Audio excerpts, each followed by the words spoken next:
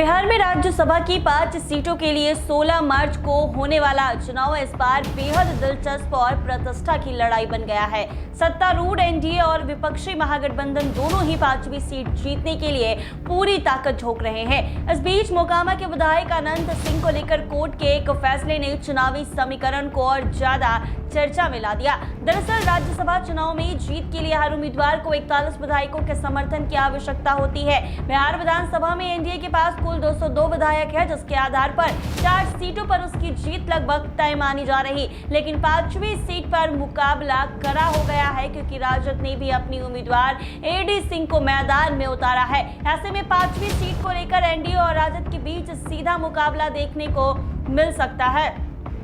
इसी बीच मोकामा से जदयू के विधायक अनंत सिंह को लेकर बड़ा फैसला सामने आया है। एमपी एमएलए कोर्ट ने उन्हें राज्यसभा चुनाव में मतदान करने की अनुमति दे दी है। कोर्ट के आदेश के अनुसार अनंत सिंह को कस्टडी में जेल से बिहार विधानसभा लाया जाएगा, जहां वो अपना वोट डालेंगे और उसके बाद वापस जेल चले जाएंगे। बताया जा रहा है कि अनंत सिंह इस समय जो है मोकामा में हुए दुलार चंद यादव हत्याकांड के मामले में जेल में बंद है।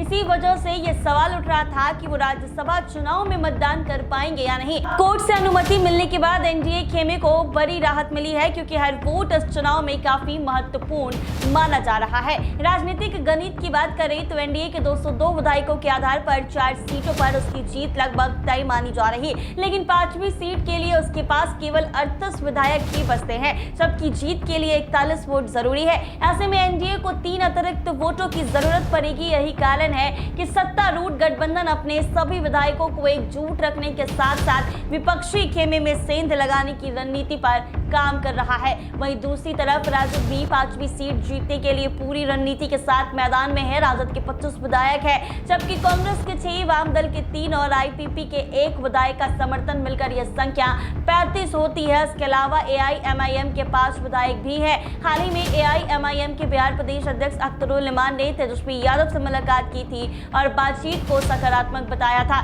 माना जा रहा है कि एआईएमआईएम के 5 विधायक राजद उम्मीदवार एडी सिंह का समर्थन कर सकते हैं। इसके अलावा बसपा के एकमात्र विधायक का समर्थन भी राजद उम्मीदवार को मिलने की संभावना जताई जा रही है। अगर ऐसा होता है तो राजद के खाते में 41 वोट पूरे हो सकते हैं, जो जीत के लिए जरूरी संख्या है। यही वजह है कि इस बार राज्यसभा की 5वीं सीट का चुनाव काफी रोचक बन गया है। एनडीए की तरफ से 5 उम्मीदवार मैदान में है, जिनमें जदयू से नीतीश कुमार, अमरनाथ ठाकुर और बीजेपी से नितिन नवीन और सुवेश रान, जबकि रालोमो से उपेंद्र कुशवाहा शामिल है। वहीं राजद की ओर से एडी सिंह चुनाव मैदान में है। ऐसे में सबकी नजर 16 मार्च को होने वाले मतदान पर टिक गई है। यह देखना दिलचस्प होगा कि 5वीं सीट पर किसकी रणनीति सफल होती है और आखिरकार एनडीए या राजद में किसे जीत मिलती है। ऐसे ही तमाम अपडेट्स के लिए बने रहे NBC 24 के साथ।